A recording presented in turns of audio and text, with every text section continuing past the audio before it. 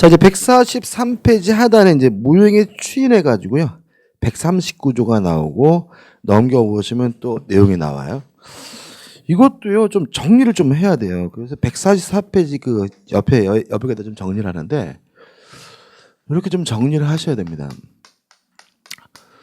무효인 법률행위의 추인 해가지고, 첫째, 불가능한 경우가 있어요. 다시 말하면, 못하는 경우가 있어요. 세 가지를 기억해 두시면 되는데, 첫째, 반사회적 법률행위에서 무효인 경우. 두 번째, 불공정한 법률행위에서 무효인 경우. 세 번째, 강행법규 위반입니다. 원래는 더 많지만 이 세 가지만 기억하시면 돼요. 이 세 가지 경우에는 뭐 할 수 없죠? 추인할 수 없고요. 추인하더라도 뭐 의미가 없는 겁니다. 그 다음에 두 번째, 가능해요. 가능한데 추인하게 되면 새로운 법률 행위가 됩니다. 그러니까 새로운 법률 행위가 된다는 말은 과거로 소급하지 않는다는 말이고요. 조심할 것은 당사자 간의 특약으로서 소급시키는 것은 가능한 경우가 있어요. 139조도 요 내용이고요. 교재도 대부분 요 내용입니다. 근데 이게 의외로 많지 않아요. 세 가지예요.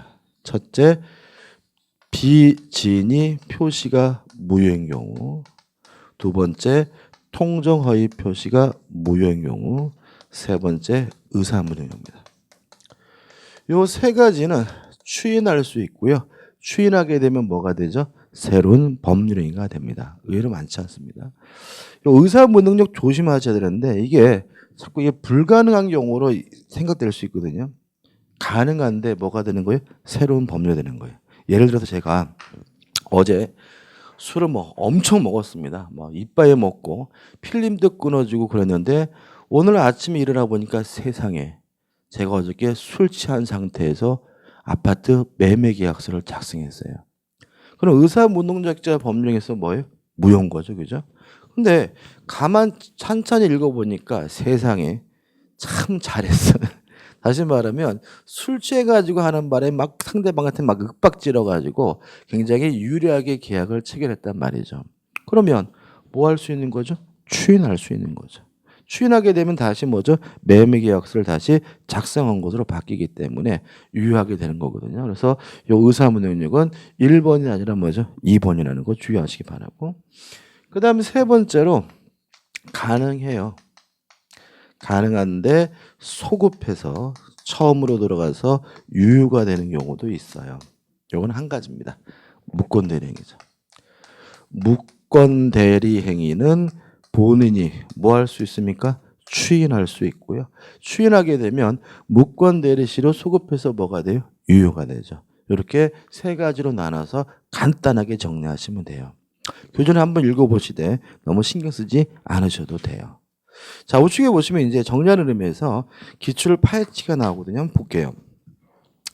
추인하에도 효력이 생기지 않는 무효인 법률행위를 모두 고른 것은. 그러면 뭘 찾으라는 얘기죠? 이거 불가능한 걸 찾으라는 얘기죠. 그죠? 기억, 불공정한 법률행위 뭐 할 수 없습니까? 추인할 수 없습니다. 니은번 무권대리인 법률행위 추인할 수 있죠. 근데 이건 뭐예요? 소급해서 뭐가 돼요? 유효가 되는 경우고. 디귿번 불법 조건이 붙은 법률행위 이건 뭘까요? 요거죠. 반사회적인 거. 기억나시나요? 자, 법률행위 자체는 반사회적이지 않지만 조건이 반사회적인 경우가 있다. 그때는 조건만 무효인 것이 아니라 법률행위 전체가 어떻게 해요? 쌍무효가 된다. 이게 뭐예요? 불법 조건이에요. 그러니까 이것은 뭐예요? 추인할 수 없는 거죠. 1번 통정허위 표시 요거죠. 가능하죠. 그죠? 가능한데 새로운 법률행위죠. 따라서 불가능한 것은 반사회적인 경우와 불공정한 경우 두 가지니까 답은 몇 번이 되는 거죠? 2번이 되는 거죠. 이해되시죠? 그죠? 그래서 이거를 이렇게 확실하게 정리하셔야 풀 수 있고요. 교재 나와 있는 것처럼 막 난해하게 막 정리하면 풀리지 않으니까 좀 주의하시기 바랍니다. 끝입니다. 자, 이제 제3절에서 법률행위 뭐가 나오죠? 취소가 나와요. 서설에서 취소의 의의가 나오고 본래 의미의 취소, 협의의 취소가 나오는데 다 아시다시피 우리는 취소란 지금은 뭐예요? 유효하지만 만약에 취소한다면 소급적으로 무효가 되는 것이 뭐예요? 취소죠. 그죠? 그러면 취소할 수 있는 법률행위는 유효예요? 무효예요? 예를 들어 가지고 사기에 의한 의사표시는 뭐 할 수 있어요? 취소할 수 있죠. 유효란 얘기, 무효란 얘기. 애매하죠. 그죠? 근데 여기서 우리가 뭘 할 수 있냐면 취소할 수 있는 법률행위는 일단은 뭐예요? 유효한데 뭐로 바뀔 가능성이 있어요? 무효로 뒤바뀔 가능성이 있죠. 그래서 취소할 수 있는 법률행위는 정확히 말하면 유동적 유효인 거죠. 그죠? 자, 우리 아까 유동적 무효가 뭐였습니까? 지금은 무효지만 유효로 뒤바뀔 가능성이 있는 무효가 뭐예요? 유동적 무효잖아요.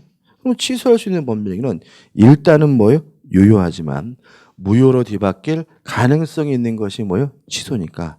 무슨 유효인 거죠? 유동적 유효인 거죠. 최근에 또 어떻게 시험 문제 나오냐면 다음 중 그 효과가 유동적인 것은 그 효과가 뭐라고요? 유동적인 것은. 물어보니까 수험생들이 또 뭐만 찾고 있는 거예요? 유동적 무효. 토지거래 그것만 찾고 있는 거죠. 근데 없어. 근데 없는데 그 문제는 결국 뭐였냐면 유동적인 것은 해가지고 취소할 수 있는 법률행위를 찾으라는 문제였거든요. 다시 말하면 유동적인 것은 유동적 무효만 있는 게 아니라 무엇도 있는 거예요?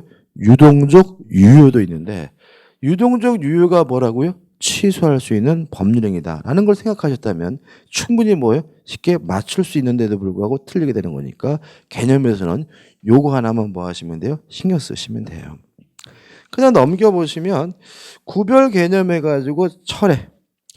효과가 발생하기 전에 효과 발생을 막는 게 뭐예요? 철회죠.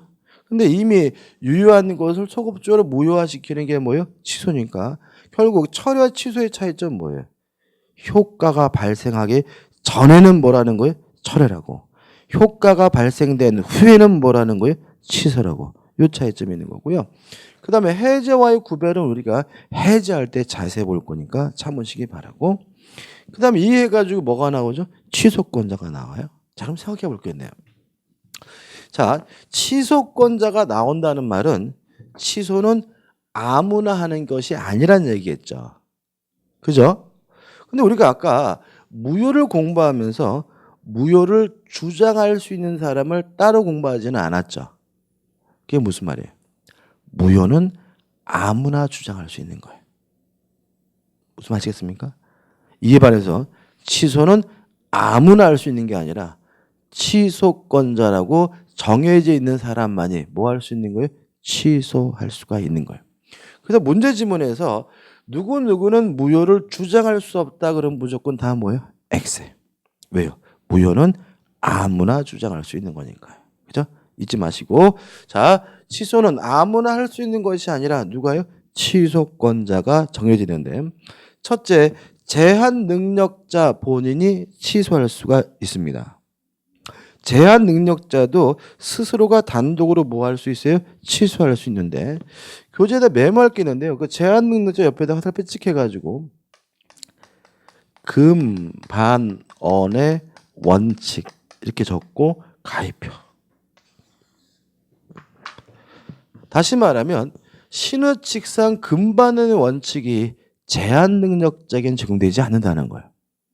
제한 능력자가 스스로 취소할 수 있다는 말은 오늘 매매 계약하고 다음날 아저씨 저 미성년자예요. 취소할래요. 해도 어떻게 해요? 상관이 없다는 거예요. 무슨 말 아시겠죠? 꼭 기억해 두시고. 그 다음에 2번 착오, 사기, 강박에 의한 의사표시를 한 자 뭐 할 수 있어요? 취소할 수 있고. 3번 대리인도 취소할 수 있는데 주의할 점이 뭐예요? 임의 대리인이죠. 기억나시나요? 임의 대리인은 시킨 일 하면 임무를 완수하면 대리권이 뭐가 돼요? 소멸되기 때문에 원칙적으로 해제할 수도 없고 취소할 수도 없다. 이건 아시죠? 그죠? 그럼 결국 아까 우리가 했던 거 합쳐보면 취소할 수 있는지 없는지는 대리인을 다시요. 취소할 수 있는지 없는지는 대리인을 기준으로 판단하지만 취소권이 발생한다면 원칙적으로 누가 취소하는 거죠? 본인이 취소한다는 거죠. 다시 한번요. 친권자나 후견인과 같은 법정 대리는 당연히 취소권이 있습니다. 다만 임의 대리는 시킨 일 하면 임무를 완수하면 대리권이 뭐가 돼요? 소멸되기 때문에 별도의 수권이 없는 한 취소권이 없다는 거 꼭 기억해 두시고요. 그 다음 네 번째, 승계인도 뭐 할 수 있죠? 취소할 수 있습니다. 다시 말하면 매수인과 같은 특정 승계인도 취소할 수 있고요. 상속인과 같은 포괄 승계인도 뭐 할 수 있어요? 취소할 수 있어요. 자, 그 다음에 이제 여기서 주의할 점이 있어요. 취소권자가 네 가지 종류가 있죠. 그 말은 뭐예요? 취소권자가 여러 사람일 수가 있다는 거죠. 그죠?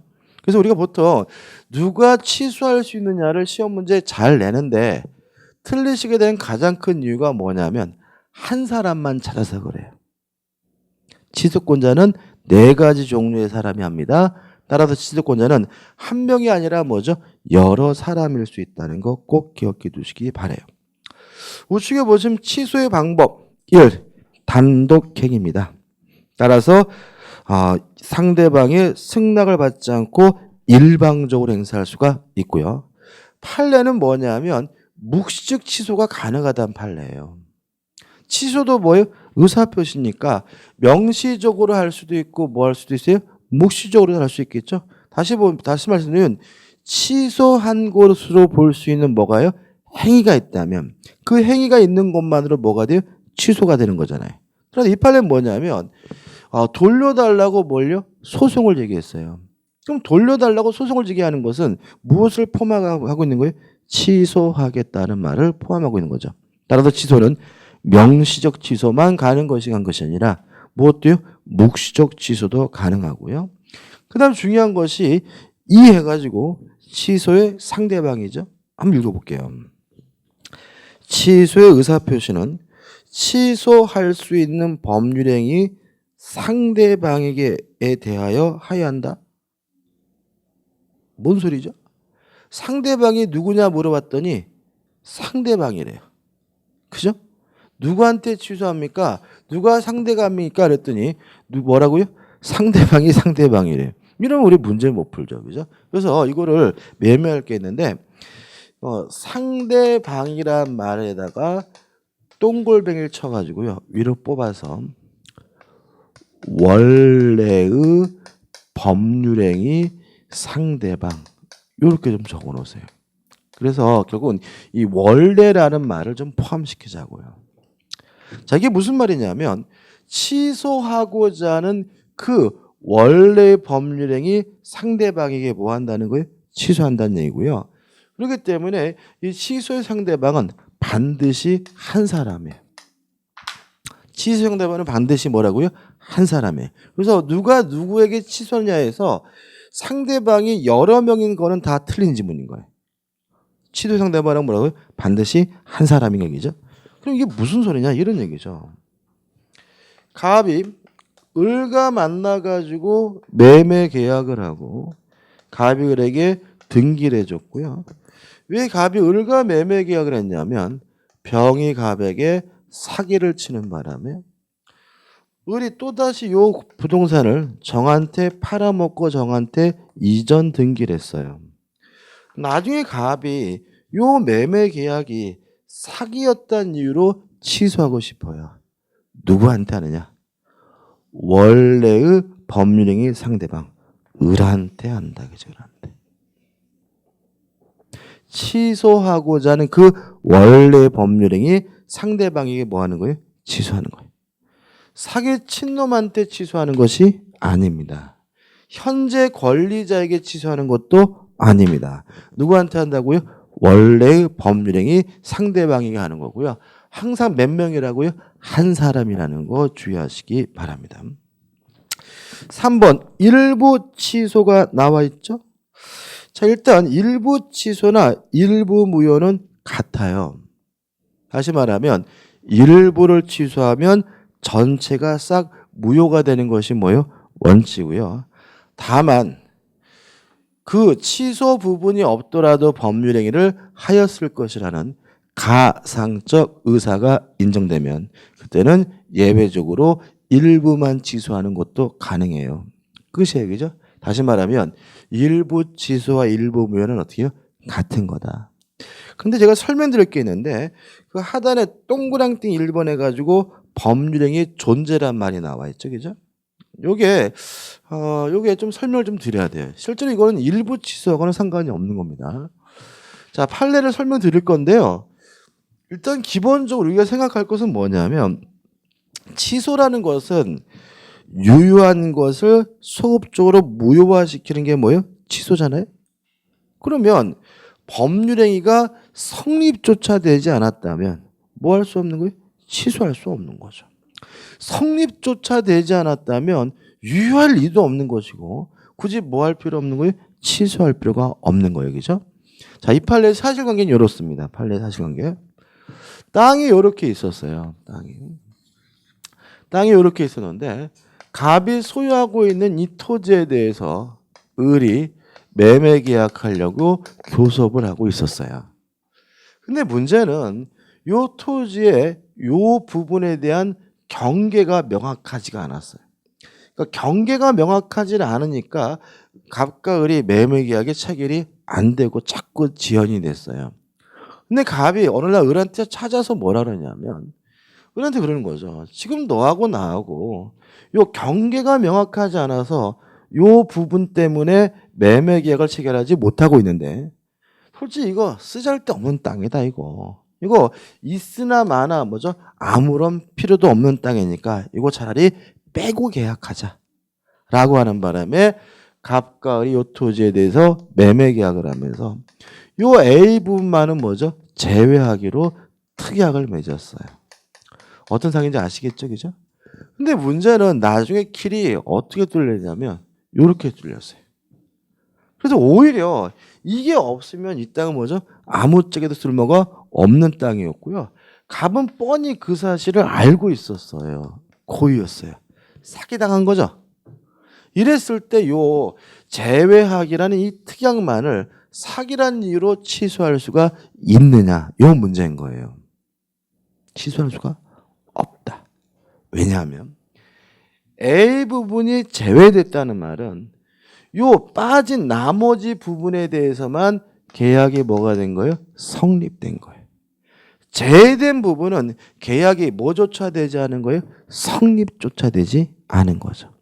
따라서 성립조차 되지 않았으니까 계약을 사기라는 이유로 뭐 할 수는 없는 거예요? 취소할 수는 없는 거예요. 논리는 맞죠, 그죠? 약간 궤변 같은 풍이 있기 때문에 좀 읽어봐야 되겠죠. 한번 읽어볼게요.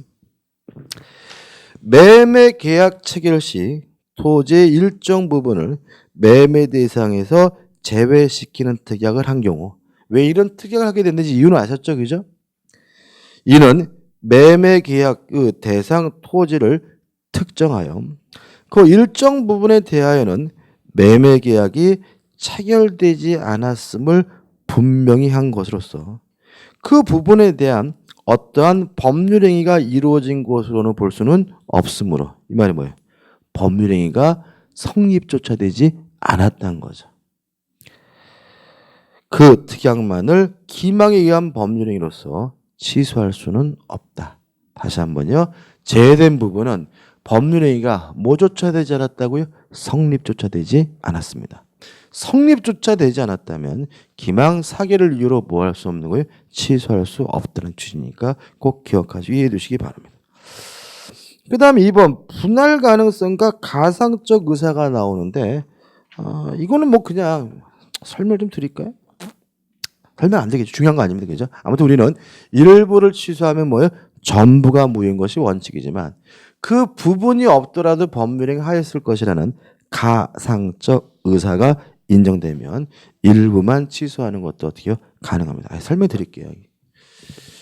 그냥 이거는 중요한 거 아니니까 그냥 들으시면 돼요. 재미로 들으시면 돼요. 재미로.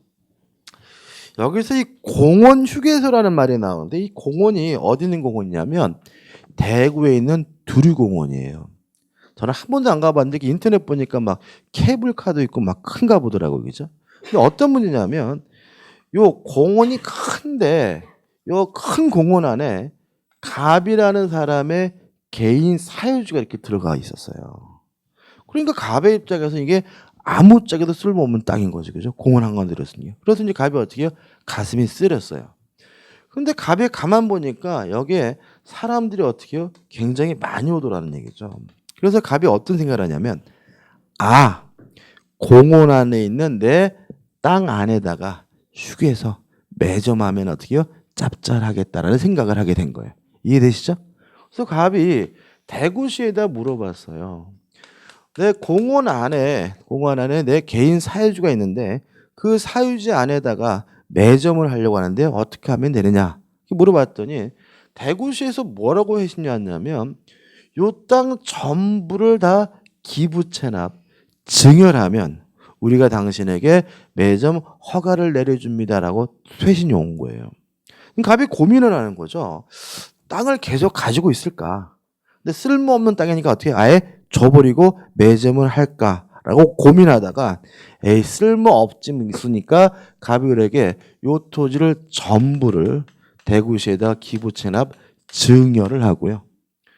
요 일부에다가 매점 휴게소를 만들어 가지고 장사를 시작을 했는데 갑의 예상대로 아주 짭짤했어요. 근데 문제는 뭐냐면 이 대구시 공무원이 헛소리한 거였어요. 요 매점에 들어가지 않는 요 나머지 땅에 대해서는 굳이 기부 체납할 필요가 없었거든요. 그래서 갑이 뭐가 있는 거예요? 착오가 있는 거죠. 이해되시죠? 그죠? 그래서 갑이 이제 대구시에다가 뭐라고 얘기를 했냐면 지금 요 매점이 아닌 나머지 땅은 너한테 증여할 필요가 없었던 것이니까 요 부분에 대해서만 내가 취소하겠다. 착오를 이유로 뭐 하겠다고요? 취소할 테니 요 땅을 돌려달라고 뭘 한 거예요? 주장을 한 거예요. 그랬더니 대구시 공무원은 또 이게 기분이 나쁜 거예요. 왜 그러냐면 가만 보니까 이 사람은 땅 다 주고라도 매점하고 싶었잖아요. 그죠? 근데 이제 와가지고 배가 따뜻하니까 어떻게 해요? 일부는 돌려달라고 그러니까 대구시가 뭐라 했냐면 137조 본문을 주장한 거죠. 137조 본문은 뭐라고 되어 있냐면 일부가 무효하면 전부가 무효라고 규정을 두고 있죠. 그죠? 따라서 요 부분에 대해서 착오를 이유로 취소하면 요 부분만 무효가 되는 것이 아니라 어떻게 해요? 전부가 쌍무효가 되니까 대구시는 토지 전부를 반환해 주고 너는 매점 더 이상 하지 말라고 대구시가 주장한 거예요. 이해되시죠? 근데 지금 갑은 그게 아니잖아요. 이 갑은 매점은 어떻게 해요? 매점대로 하고 요 무효인 부분만 뭐 하면 돼요? 돌려받으면 되는 거잖아요. 그래서 이제 갑이 대구시하고 어떻게 해요? 소송을 제기해서 재판하게 되는데 법원은 137조 단서를 적용해 주게 됩니다. 137조 한번 읽어봐야 되겠는데, 그죠? 이것 때문에 141페이지 줄게요. 자, 141페이지입니다. 141페이지 오시면 맨 밑에 법정 있죠. 다시 한번 읽어볼게요. 법률행위의 일부분이 무효인 때는 그 전부를 무효로 한다. 이게 뭐였어요? 대구시의 주장이죠. 그러나 그 무효 부분이 없었더라도 법률행위를 하였을 것이라고 인정될 때는 나머지 부분은 무효가 되지 아니한다 이렇게 돼 있잖아요. 그죠? 그럼 생각해 보자고요. 이 사람은 전체를 다 주고도 매점할 마음이 있었던 사람이잖아요. 그러면 요 무효인 부분을 빼고 요거만 주면 매점할 수 있다 그러면 요거만 줄 사람이 안 줄 사람이? 줄 사람이죠. 다시 한번 읽어볼게요. 그 무효 부분이 없더라도 뭐 할 사람이? 증여하였을 것이라고 인정되는 사람인 거죠. 그죠? 이게 원래는 법점이 좀 잘못됐어. 그래서 좀 이상한데 아무튼 지금 이 사람은 다 주고라도 뭐 할 마음이 있었어요? 매점할 마음이 있으니까 요거를 빼고 요거만 주고 매점하라 그러면 당연히 뭐 할 사람이에요? 매점을 할 사람이라는 거죠. 근데 여기 말하는 무효 부분이 없더라도 법률행위를 하였을 것이라고 뭐가 되는 사람이요? 인정되는 사람이니까 이때는 전부가 무효인 것이 아니라 뭐죠? 일부만 무효가 된다는 거죠. 따라서 대구시는 요 무효인 부분에 대해서만 토지를 뭐죠? 돌려주고 요 매점은 계속해서 운영해도 상관이 없다라는 판시를 우리 대법원이 해주게 됩니다. 이해되시죠? 막 머리 헷갈리죠? 별로 중요하지는 않아요. 그냥 우리는 그냥 일부가 무효는 뭐라고요? 전부가 무효인데 예외적으로 일부만 무효가 되는 경우도 있다. 이 정도만 기억하시면 됩니다. 그것이에요. 자, 이제 다시 이제 어디로 가냐면 148페이지 오시면 뭐가 나오죠? 취소의 효과가 나오죠. 148페이지. 일단 취소를 하게 되면 1. 수급적으로 무효가 됩니다. 따라서 취소를 하게 되면 무효니까 이행하기 전이면 이행할 필요가 없고요. 이행한 것이 있다면 부당이득으로서 돌려받는 것이 원칙입니다. 다만 2번 제한 능력자는 전부를 돌려주는 것이 아니라 어느 범위 내에서요? 현존하는 이 범위 내에서만 돌려주면 돼요. 근데 주의할 점이 있는데 그 중간에 니은번 있잖아요. 니은번 그죠? 이 니은번 부분은 시험 범위가 아니라는 점이에요. 중간에 니은번 있죠. 그죠? 하셨죠? 그죠? 그죠? 지금 148페이지입니다. 148페이지 정가운데 니은번 이 부분은 뭐가 아니라고요? 시험 범위가 아니에요. 그러니까 이건 뭐 할 필요 없어요? 신경 쓸 필요가 없는 거예요. 괜히 시험 범위가 아닌데 복잡하게 기억할 필요가 없어요. 그럼 뭐 이렇게 정리하면 돼요. 취소를 하게 되면 처음으로 돌아가서 무효가 되니까 이행한 것이 있다면 원칙적으로 부당이득으로서 뭐 하면 돼요? 반환을 하면 되는 거죠. 제가 보실 필요 없다는 부분은 선이면 현존이익, 악이면 전부 이런 얘기인데 그건 시험 범위가 아니니까 신경 쓰지 마시고요. 다만 제한 능력자는 전부를 돌려주는 것이 아니라 현존하는 이익 범위 내에서만 반환하면 됩니다. 여기서 이제 조심할 것이 뭐니? 교재에 나와 있는데 요 현존이익이 뭐냐? 요 문제에 대해서 우리 판례는 유흥비로 소비한 것만 소비된 것으로 이해를 합니다.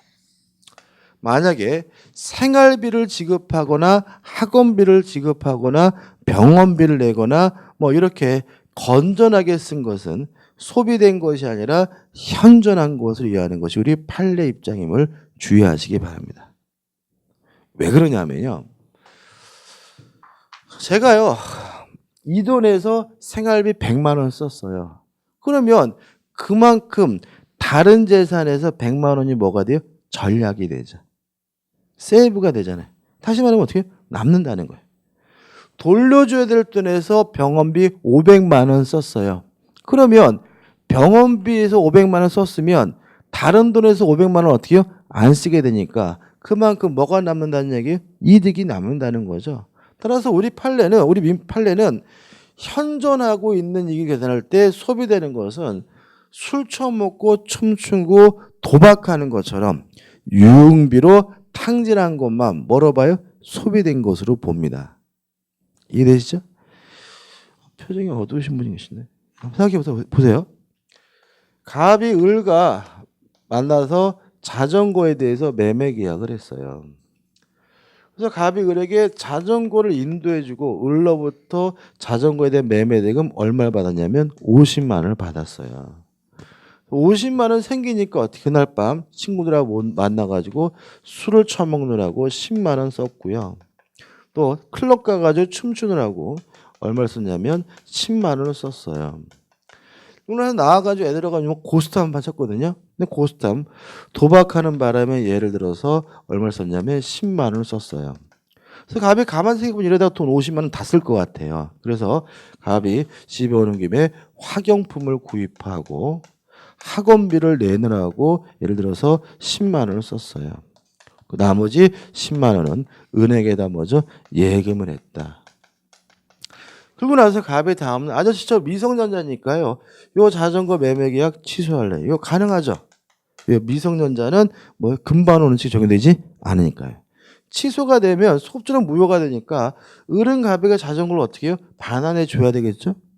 근데 갑이 을한테 50만 원 중을 다 돌려주느냐? 아니다. 제한능력자는 어느 범위세요? 현존하는 이 범위 내에서만 돌려주면 되니까. 여기서 현존이익이 얼마인 거예요? 예, 20만 원이다. 20만 원.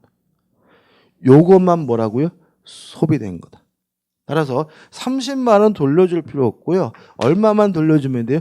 20만 원만 돌려주면 된다는 것이 우리 민법의 태도예요. 그래서 그 여러분들 그 가끔 연말 연시 되면 애들 막 범죄 저지르잖아요. 그죠? 꼭 뉴스에 뭐라고 나와요? 미성년자인 뭐 16세 먹은 아이들이 유흥비 마련을 목적으로 막 이런 거 나오잖아요. 그죠? 그러면 그런 생각 안 들으세요? 아니, 애들이 이렇게 술을 좋아할까?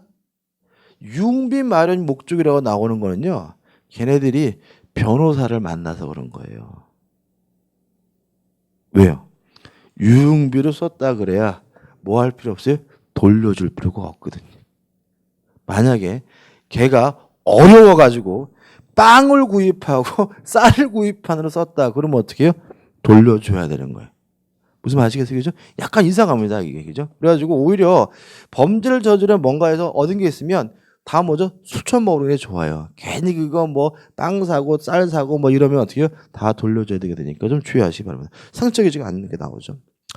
그 다음에 우측에는 5번 취소할 수 있는 법률 추인해가지고 의의가 나와요. 일단 취소할 수 있는 법률행위는 추인할 수 있고요. 추인하게 되면 더 이상 뭐 할 수 없습니까? 취소할 수 없기 때문에 유동적 유효가 아니라 확정적 유효로 뒤바뀌는데 요건 해가지고 추인권자가 나와요.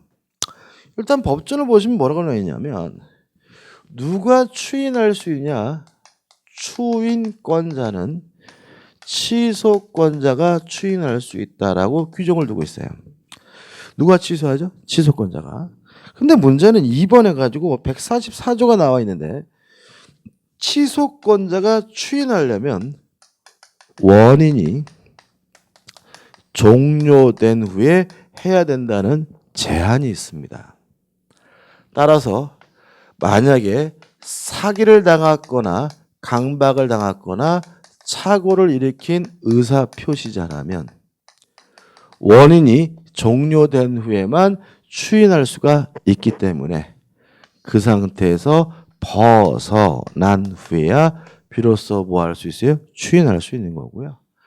또 제한 능력자도 원인이 종료된 후에야 뭐 할 수 있어요? 추인할 수 있기 때문에 능력자가 된 후에야 비로소 추인하는 것이 가능하다는 거 꼭 기억해 두시기 바랍니다. 그럼 이렇게 되는 거죠. 제한 능력자는 제한 능력인 상태에서도 뭐 할 수 있었어요? 취소할 수 있었는데 제한 능력자가 추인하려면 언제요? 능력자가 된 후에야 비로소 뭐죠? 추인할 수 있게 됨을 주의하시기 바라고. 이런 규정을 두고 있는 이유는 이거죠. 예를 들어서 제가 사기를 당했어요. 사기 당해가지고 아직도 저는 어떻게 해요? 그놈한테 넘어가 있는 상태인데 그 상태에서 추인한다 그래봐야 의미가 없다는 거죠. 이게 의미가 있으려면 사기 상태에서 벗어난 후에도 추인하겠다고 해야 비로소 뭐예요? 의미가 있는 것이니까 추인은 언제 해야 됩니까? 원인이 종료된 후 소멸된 후에만 할 수 있음을 주의하시기 바랍니다. 효과 더 이상 뭐 할 수 없어요? 취소할 수가 없고요. 따라서 이제는 유동적 유효가 아니라 뭐죠? 확정적 유효가 되죠. 그다음 하단에 보시면 6번 법정 추인이 나와요. 일단 법정 추인이라는 것은 특별한 것이 아니라 묵시적 추인을 말한다는 거 좀 생각해 보시기 바랍니다. 다시 말하면 이 추인도 명시적으로 할 수 있을 뿐만 아니라 무엇도요? 묵시적으로도 할 수 있는데 이 묵시적 추인을 특히 뭐라 그래요? 법정 추인이라고 하고요.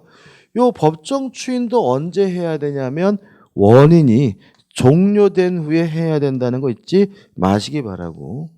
생각을 해보죠.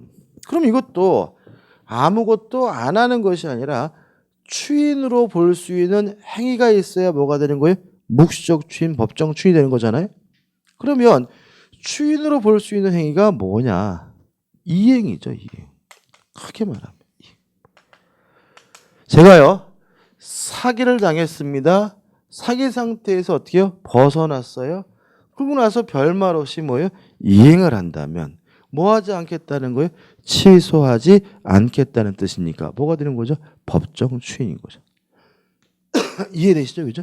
그 다음에 또 하나는 더 한다면 권리의 양도예요. 취소를 하게 되면 뭘 해야 돼요? 부당이득으로 반환해야 되거든요. 근데 반환해야 될 물건을 그 상태에서 벗어난 후에 팔아치웠다면 뭐 하지 않겠다는 뜻이에요? 취소하지 않겠다는 뜻이니까 뭐가 되는 거죠? 법정 추인, 묵시적 추인이 되는 거죠. 그래서 교재 보시면은 150페이지에 사회가 쭉 나와요. 실제로 지금 교재에는 몇 가지 나오죠? 6가지가 나오지만 이걸 몇 가지로 줄일 수 있는 거예요? 2가지로 줄일 수 있는 거예요. 그래서 이행과 관련된 행위와 권리를 양도하는 것이 뭐예요? 법정 추인이고요. 요 6가지 뭐 전이경 담치가 이렇게 머리 끄다리 따가지고 외울 필요는 없는데 요 법정 추인에서 항상 조심할 것이 뭐냐면 이게 이제 키포인트예요. 이행을 청구하고 권리를 양도하는 것이 법정 추인, 묵시적 추인이 되려면요. 취소권자가 해야 돼요. 상대방이 하는 것은 법정 추인, 묵시적 추인이 아니에요. 이행을 청구하고 권리를 양도하는 것이 추인이 되려면 누가 해야 된다고요? 취소권자가. 상대방이 이행을 청구하고 권리를 양도하는 것은 뭐가 아니에요? 추인이 아니에요. 왜 그럴까요? 자, 한번 생각해 보세요. 사기 당한 제가 그 상태에서 벗어난 후에 이행을 청구하는 것은 뭐가 되겠어요? 법정 추인이겠지만 사기친 놈이 저한테 이행을 청구하는 것은 뭐가 아니에요? 추인이 아니겠죠. 그죠? 사기당한 제가 벗어난 후에 그거를 팔아먹는 것은 뭐예요? 추인이겠지만 사기친 놈이 저한테 뺏은 물건을 팔아먹는 건 뭐가 아니에요? 추인이 아닌 거죠. 다시 말씀드릴게요. 이행을 청구하고 권리를 양도하는 것이 추인이 되려면 누가 해야 됩니까? 취소권자가 해야 된다. 상대방이 이행을 청구하고 상대방이 권리를 양도하는 것은 뭐가 아니에요? 법정 추인이 아닙니다. 요것만 잊지 마시고 기억하시면 돼요. 교재 보시면 막 복잡하게 나오는데 요것만 기억하시면 돼요. 우측에 보시면 이제 효과 더 이상 취소하지 못하고요. 따라서 유동적 무효가 아니라 뭐죠? 유효가 아니라 확정적으로 유효가 되고요. 7번 취소권의 단기 소멸해가지고 행사기간에 제한이 있습니다. 법률행위를 한 날로부터 몇 년이요? 10년. 추인이 가능한 날, 원인이 종료된 날로부터 뭐죠? 3년. 둘 중에 하나라도 지나게 되면 더 이상 취소할 수가 없는데 판례 보시면 이 취소권은 소멸시효가 아니라 뭐죠? 제척기간으로 이해합니다. 근데 여기서 제가 여러분들한테 정리해 드릴 게 있어요. 정리해 드릴 게. 뭐냐 하면 소멸시효를 좀 정리해 드려야 돼요. 우리 교재는 소멸시효가 안 나옵니다. 왜 안 나오냐면 시험 범위가 아니어서요. 근데 시험 범위는 아니지만 시험 문제는 잘 나와요. 그래서 제가 지금 설명드리는 정도는 반드시 기억하시고 이해하셔야 돼. 자, 소멸시효가 뭔지부터 생각을 하시면 좀 길어요. 일정한 권리를 보유하고 있는 자가 그 권리 행사가 가능한데도 일정 기간 행사하지 않으면 불행사하면 권리 자체가 소멸되는데 이걸 우리가 뭐죠? 소멸시효라고 합니다. 좀 길지만 그냥 간단하게 기억할 것은 뭐예요? 이거죠. 권리를 행사하지 않고 방치하면 권리가 소멸되는데 이게 뭐라고요? 소멸시효예요. 여기다 지금 살점부를 시키는데 첫 번째 일정한 권리, 소멸시효 걸리는 권리가 뭐냐? 채권과 용익 물권만 소멸시효에 걸립니다. 뭐만요? 채권과 용익 물권. 따라서 소유권, 점유권, 담보 물권은 소멸시효 걸리지 않고요. 따라서 형성권은 소멸시효 걸리지 않아요. 지금 우리가 공부하고 있는 취소권도 승낙을 받지 않고 일방적으로 하는 형성권이기 때문에 취소권이 뭐에 걸릴 수는 없는 거예요? 소멸시효에 걸릴 수는 없는 거예요.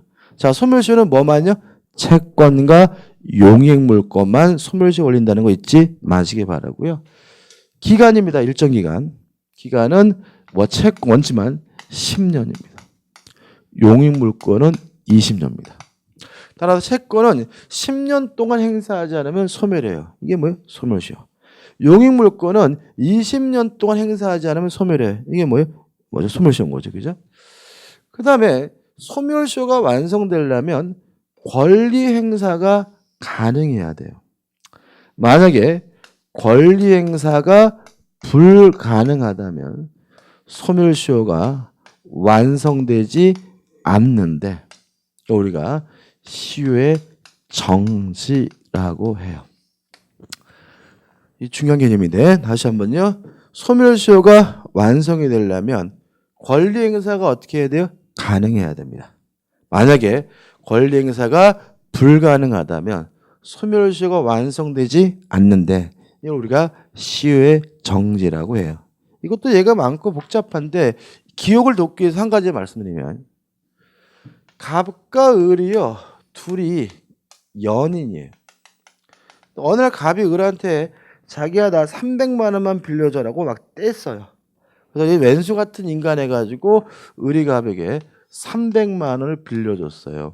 그러면 300을 받을 수 있는 뭐가 있는 거예요? 채권이 있는 거죠. 뺏겨있던 이 인간하고 재수없게 혼인을 했어요. 그러면 을이 돈 받는 것이 이제 불가능해지죠. 결혼하면. 받아봤자 이제 그 돈이 그 돈이고 삼짓돈이고 의미도 없잖아요. 따라서 이 혼인 기간 동안 소멸시효가 완성되지 않고 뭐가 돼요? 정지가 돼요. 그래서 만약에 둘이 40년 결혼 생활하다가 만약에 이혼했다면 요 300만 원의 채권이 소멸시효가 뭐가 되고 있잖아요. 완성되지 않고 있기 때문에 을은갑에게 40년 전에 빌려준 그 돈 300만 원 갚으라고 뭐 할 수 있어요? 요구할 수가 있어요. 우리가 뭐죠? 시효의 정지라고 합니다. 맞습니다. 뭐 하나 더 예를 들면 엄마가 아들한테 설날, 좀 설날이잖아요. 그죠? 엄마가 보관해 줄게. 세뱃돈은 뺏었어요. 뺏어가지고 엄마가 뭐죠? 보관한다고 매년 뺏어가는데 아들 입장에서는 그 돈 돌려받는 거 뭐죠? 불가능하죠. 그러니까 어떻게 해요? 소멸시효가 뭐예요? 완성되지 않아요. 그래서 19살 성년자가 되면 그 돈을 엄마가 뺏어간 지가 10년이 넘었다 하더라도 엄마 나한테 7살 때 뺏어간 그 돈 내놔라고 뭐 할 수 있어요? 요구할 수가 있는데 이걸 우리가 뭐라고요? 시효의 정지라고 한다. 개념 기억하셔야 돼요. 그 다음에 소멸시효가 완성되려면 권리를 행사하지 않고 있어야 돼요. 만약에 권리를 행사하게 되면 소멸시효가 중단이 되고요. 소멸시효가 중단이 되면 이때는 새롭게 다시 시작하게 됩니다. 다시 한번요. 권리를 행사하지 않고 방치해야 소멸시효가 뭐가 돼요? 완성이 돼요. 만약에 권리를 행사한다면 소멸시효가 어떻게 해요? 중단이 돼서 그때부터 또다시 시작하게 됩니다. 이런 거죠. 을이 갑에게 300만 원을 빌려주고 결혼 안 했어요. 결혼 안 하고 그냥 찢어졌단 말이죠. 찢어지고 나서 지금 몇 년째냐면 9년이 됐어요. 그럼 을의 입장에서는 1년만 더 지나면 돈 못 받죠. 그래서 을이 갑한테 돈 달라고 지랄거리면서 소송을 제기했어요. 그렇게 채권을 행사하게 되면 소멸시효가 뭐가 돼버려요? 중단이 되기 때문에 요때부터 또다시 어떻게 해요? 10년이 돼야 그때 비로소 소멸시효가 어떻게 해요? 완성이 되는데 이걸 우리가 뭐죠? 소멸시효의 중단이라고 하는 거예요. 이해되시죠? 이 정도는 꼭 기억해 두셔야 되겠죠? 반드시. 그러면 이제 이것도 나중에 우리가 물권법이나 뭐 계약법 할 때 많은 부분을 한 번에 다 해결할 수 있기 때문에 꼭 기억해 두시고요. 그다음 이제 또 뭐냐면 제척 기간을 좀 생각해 봐야죠. 제척 기간은 그럼 뭐냐? 의의는 간단해. 형성권의 행사 기간이라고. 다시 말하면 형성권의 행사 기간이 뭐예요? 제척 기간이에요. 취소권이다, 뭐 예약 완결권이다, 해제권이다 이런 형성권을 행사할 수 있는 기간을 우리가 뭐죠? 제척 기간이라고 하고요. 그래서 지금 취소권은 뭐예요? 형성권이니까 소멸시효에 걸리는 게 아니라 뭐에 걸려요? 제척 기간에 걸리니까 이 기간이 소멸시효가 아니라 뭐라고요? 제척 기간 이렇게 나오는 거고요. 취소권은 뭐예요? 형성권이기 때문에 그래요. 특징을 몇 가지 말씀드리면 제척 기간은 불변 기간이라고 합니다. 왜 그러냐면 얘는 정지 제도가 없고요. 중단 제도가 없어서요. 소멸시효는요. 기간이 늘어나죠. 정지 중단이 되면 30년, 40년, 50년 지나도 소멸시효가 완성되지 않잖아요. 그러니까 소멸시효는 기간이 어떻게 늘어나는 특징이 있는데 제척 기간은 뭐가 없다고요? 정지 중단 제도가 없기 때문에 제척 기간은 뭐 하는 일이 없어요? 늘어나는 일이 없어요. 그래서 제척 기간을 다른 말로는 불변 기간이라고 하고요. 기간은 어떻게 되느냐? 이렇게 기억하세요. 원칙 10년. 예외. 지금 하고 있는 취소권입니다. 취소권만은 예외적으로 법률 행위를 한 날로부터는 10년.